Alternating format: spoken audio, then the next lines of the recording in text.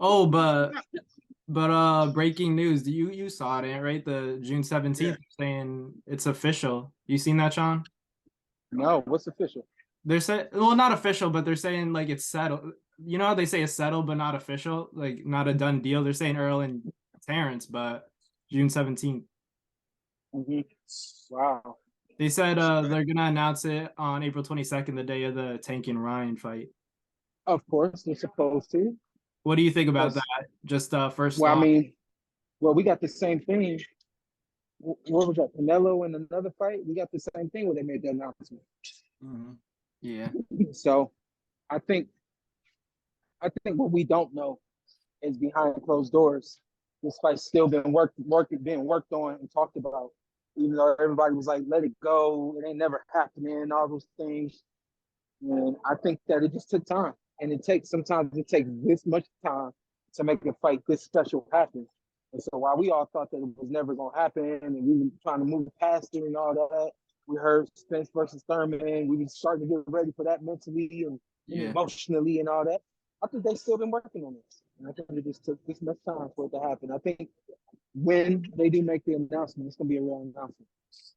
Yeah, I think at this point, like you just have the perspective of just not really thinking about it because when the more you think about it, I feel like the less chances of it happening. But when you kind of like put your head down and just focus on the rest of the boxing world, it kind of just like pops up on its own. It's like, okay, maybe it's back on now, but it's still not. Like my mindset's still thinking like, oh, I don't know yet. Like it's not for sure. Uh-huh. Yeah. Yeah, it's hard for me to be confident because I think this is maybe the third or fourth post we've seen. Yeah, like It's like, how many times are you gonna fool us? I need to start Like, seeing the face offs, like the press conference. Then I could yeah, be like, okay, maybe. But yeah. still, then we seen Rolly and Tank have a press conference before, but then it gets put off. So Yeah. But like, what was the post? Like, what's the it was source? it was from Ring Magazine saying that it was it's supposed to be announced, scheduled to be announced on April 22nd, the day of Tank and Ryan for June 17th in Vegas. And I think it came Mm. from Mike. It came from Michael Benson. Yeah, that sounds Oh right. yeah, Benson. Yeah. Yeah. I So don't know, man. I don't I know. don't know. I think at this point we gotta we can't hold our breath, and Yeah. when it happens, it happens because And, this and the is thing about it, we're getting good fights. So I mean, if it happens, it happens. Like Shawn says, we're getting great fights. Like that Caleb Benavides fight, that was a hell of a fight. That was a good hell of fight. a card. Yeah, a hell of a card. Yeah, you're right, Shawn. The card didn't disappoint. Speaking Yeah. of card, you seen that Garcia tank card? Oh my god! Wait, what do you think is really good? The hell no! No, that's what I was about to say. I was like, huh? Yeah, no. That's a oh my god in a bad way. Terrible. I don't think you bring out all the stars on that one because you know people are gonna buy it anyways, so there's not Yeah, really a point. But like I guess I could see like David Morrell's on there. That's something to watch, yeah, but who's he fighting? So it yeah. is what it is. But it's kind of interesting, and you still got Earl if Mm-hmm. the fight does happen. Sticking with Earl. Oh, do I still got? Yeah, Yeah, hell you. yeah. I mean, I'm not asking Shaw because I know he's not gonna. oh, okay, yeah. I got Earl. I just think Earl's just got more tools, man. But don't get me wrong, Terrence is a monster.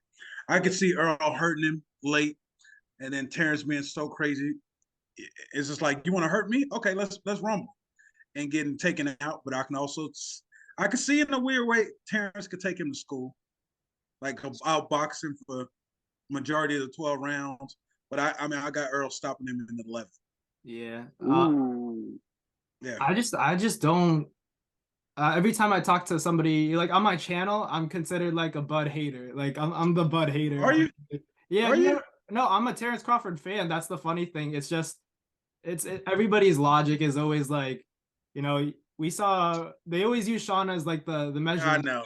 and Yeah, it's just like all due respect to Shawn, put the Shawn Porter that fought Earl Spence and put him against Terence yeah, Crawford. yeah, I just want to see what happens. Let me know. Am I yeah. crazy when I think Shawn wins that fight? Like Yeah, me too. that's the only thing. I always say that, and I always say that. That's why like everyone calls me a Terence hater. We've seen Terence hurt by small, like little guys. We're seeing like Errol pushing 154, and we think that it's a close fight. I mean, in my mind, it's still a close fight, but I lean Errol.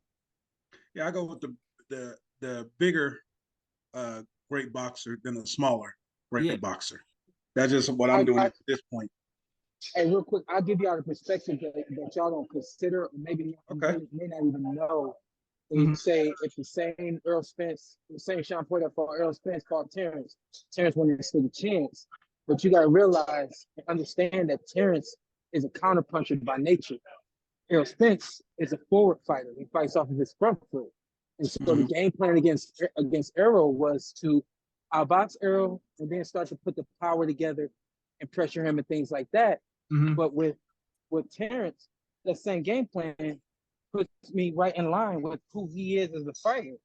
With who Terence is as a fighter. If I went at Terence the same way, more than likely I would have been right in line for every counterpunch the man had, because the forward progress that I put on Errol to back up the guy who likes going forward, I couldn't apply that same type of game plan against Terence. And so that's why we always say, like, styles make fights. Depending on the style or depending on the opponent, determines the style you come to the ring with.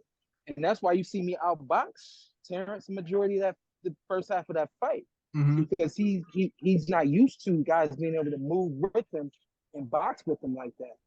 And that's why, like, if you take a look at the styles with Errol and Terence, the styles actually, if Errol fights the way he always fights, it benefits Terence, because Terence is a counterpuncher by nature. Sharpshooter, can move, fight off the back foot, and can turn extremely well. And so stylistically, the fight plays into Terence's favor, maybe just a little bit, because Errol is also fast and very, very counter-reactive as well, So, but I always think that that's interesting when people say that, because it's like, as much as you wanted me to fight Terence the same way, that style benefited Terence. That style I wouldn't even go as far to say as that I wanted your style against the same style that you fought Errol. I think I just want the mindset or something like that. The tenacity. Because you guys always killer instinct. Whenever I hear fighters talk about fighting, they always say there's always a piece of me in the ring that I leave there after each fight, and that's more of what I'm alluding to, as opposed to saying that you would have beat Errol if you would have beat Terence if you fought the same way you fought Errol. That's not what I'm saying. I'm just saying when people use you as kind of like a measuring stick, I'm kind of agreeing with you. The styles do make fights, and I'm just rocking with Errol because I think he has more room for error than Terence does, in my opinion. More room for error.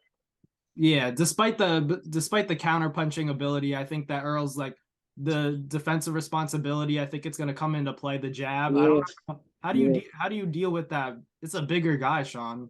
It's a much bigger. I just think he pounds Terence out eventually. It just his 1-2s and his technique of boxing is just great, man. I made a living of fighting bigger guys, and so for me, it's like that's no question for me. But again, like, you got Terence, a guy who's not used to being in the ring with bigger guys. He would even argue that. So you would just say, all right, guys the same size as you. You know what I mean? Like, but he's not used to fighting guys the same size as him. You think realistically on fight night, Errol will be the bigger guy, whether that's just on the scale or even with the physique. They'll both be, if they fight at 47, which I don't expect, that their physiques are even different. And what that means is, when it comes to rehydration, Errol has more to rehydrate. He's got more to fill up.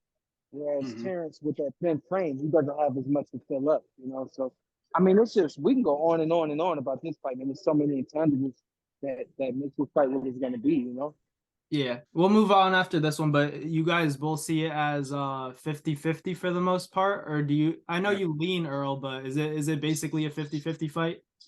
Yeah, it's definitely a toss-up to me. It's two great fighters meeting at a prime in their career, which something we always ask for. We got ripped off by, I think, the Mayweather Pacquiao thing back in the day. Just I always say they both was old, So it's just like I felt like it wasn't gonna go another way, but it was just we getting elite fighters, man, at the elite of their career, and it's great for boxing. If we can get this fight this year, which hopefully we can, we're getting a great 2023 of boxing, man. Yeah, yeah, yeah. I agree. I think that neither guy has ever really been in a war or a fight that has taken a lot of life out of them. I think both guys have been through just enough adversity outside of the ring to make them the kind of lethal weapons that they are in the ring. And I think that it's a 50-50 fight because, we know that welterweight is the weight class where one punch can change the whole complexion of the fight. You could have Errol pressuring Terence and Terence drop back real quick with the right hand. And then now all of a sudden you got Errol Spence on the back pedal. You know what I mean? So I do, man. That's why I think it's a 50-50 fight because, when you look at all of the meters, they're right in line. The speed is about the same. The power, give or take, is about the same. The strength, give or take, is about the same. Let me say something about the strength real quick. When you look at a man's physique, it doesn't mean that they're just automatically going to be stronger than the next guy. So even though, and I'm just using it as a hypothetical, I'm not saying this is 100%, but even though when you look at Errol, he looks to be the bigger man, so you would expect him to have more strength. Terence is locked in mentally. It's called mental strength. You know what I mean? So you got physical strength, and then you got mental strength, which could double the physical strength. You got a situation where Terence may say, I want to show you how big and how strong I am.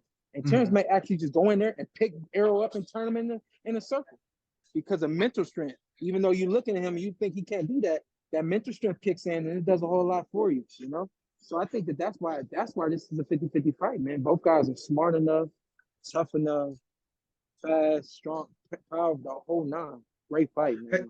It's funny, Shawn, you say that. I don't know if Terence ever told you this, but he told me this. He said, man, you knew when I knew I had your boy? I said, what? We tied up and I was able to control him. I said, you ain't that strong. He said, I changed my whole mental for the fight. I said, I wanted to tie his ass up and turn him. Has he ever told you that? No. That's why I'm saying, like, when Shawn said that, when he said, I'm like, Terence might just decide to, pick Errol up and turn him in a circle. That's what I thought of. That's what I thought of immediately. I was like, I wonder if Shawn remembers that one moment where, like, you remember that, man? Strength. Yeah, I remember that. I don't remember that. Terence literally came to me not after the fight, but like days later, months later when we seen him. He's like, knew when I had your boy, when I grabbed him, I turned him. I said, he ain't that strong. I'm about to win this fight. I was like, what? You know what's crazy? I was actually thinking the same thing. I was like, oh, that wasn't a good sign because once you feel that physical strength and you get turned like that, I feel like it kind of, in a way, it has nothing to do with the sport of boxing, but in a way, you feel that physical strength. There's no doubt about it. But that just speaks to the mental strength. You know what I mean? Yeah. And it's exactly, I never even knew that he said that. But that, again, speaking about mental strength, when you have a guy in the ring and he does something and mentally he tells himself, oh, I got this, that's just nothing but mental strength. You know what I mean? So exactly what I said about that fight. You know what I mean? I think that even from a standpoint, once you get past the physicality, and you talk about mentality and also game planning, I just think that both guys have it all, I think it was just because I'm so used to watching you fight, and whenever you get in those clinch situations and you tie up, you're usually the guy that's like controlling the action. So I guess when there was that one case where Terence like kind of tied up and then turned you onto the ropes, I was like, oh, I've never seen that before. I'm not used to seeing that. So as a fan of yours, I was like, oh no, that wasn't. I didn't like to see that. Yeah. And then there was another moment at the end of a round where you went to touch gloves. It was a good round, and then you went to touch gloves, and then Terence didn't. I was like, Shawn, don't do that. Like that was it. That's what I said in my head. I was like, Shawn, put your hand down. Don't show him anything. Anything like that. But you're just one of those fighters that you go in the ring with respect and you leave it with respect. That's just how you are. Yeah. What I like about these two guys fighting, it won't be none of that. Shawn and Terence are actually friends. These guys, it won't be no touching. If they tie up, it might be a war in that tie-up. They both ain't gonna want to give ground. So it's just, we know we're getting a war, man. That's what I love about it. And hopefully we get a rematch. Yeah. I think the early tie-ups will be kind of crazy, but then once it kicks in, that you got to be smart to let go of like kind of the emotional side of it. But you'll see the emotional side early on, like when they get close to those tie-ups and stuff like that.